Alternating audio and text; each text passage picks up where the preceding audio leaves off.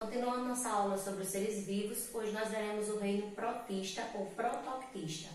O reino protista engloba protozoários, que são organismos heterótrofos, e algas unicelulares, que são organismos autótrofos.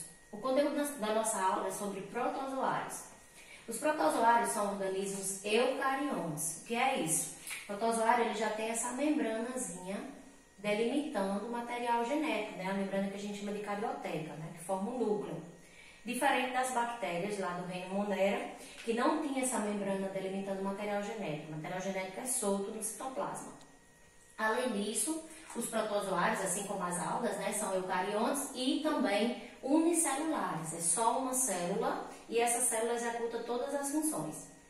Protozoários, eles podem ser, a maioria, de vida livre, aí a gente encontra esses organismos na água doce, na água salgada ou em ambiente úmido. Alguns podem ser parasitas, inclusive parasitas de seres humanos, causadores de doença, e alguns trocam benefícios. A gente vai ver que os protozoários podem ser mutualistas ou podem ser simbiontes.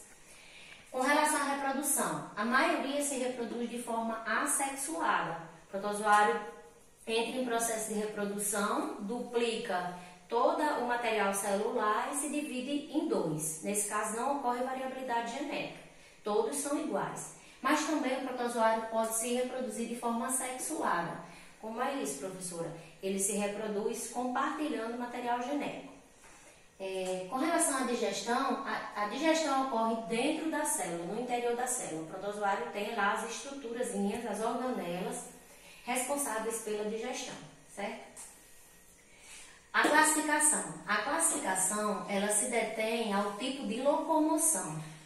Então, como a classificação ao tipo de locomoção se divide em 4 tipos de protozoário. Nós temos os protozoários rizópodes, que também é conhecido como rizópoda ou sarcodina, que é um protozoário que emite um falso pé, que a gente chama de pseudópode, que é uma invaginação da membrana, e dessa forma o protozoário consegue se locomover. Além da locomoção, ele também utiliza esse falso pé para alimentação. Um exemplo de protozoário desse tipo são as amebas. Aí nós temos amebas dentro do nosso intestino que são comensais, que estão lá e não nos causam dano. E temos um exemplo de uma ameba causadora de doença, que causa amebíase, que é a Etamoeba histolytica. Protozoários ciliados.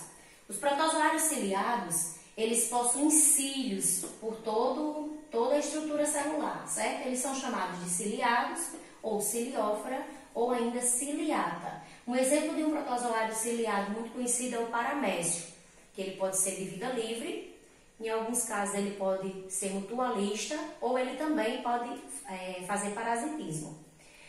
Protozoários flagelados. Com relação aos flagelados, nós temos chamados também de mastigófora ou flagelata. Aí o protozoário ele tem um ou mais flagelos. Temos como exemplo o Trypanosoma cruzi, que é o protozoário que causa doença de Chagas.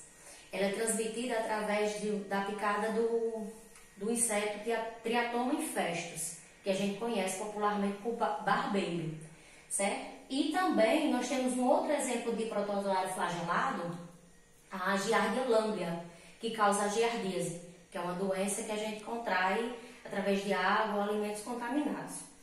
E ainda os protozoários esporozoários, que a gente também conhece como apicomplexos, porque eles têm esse complexo apical aqui que eles utilizam para invadir a célula, ou também por esporozoa, também conhecido como esporozoa. Esses protozoários, eles não têm estrutura locomotora.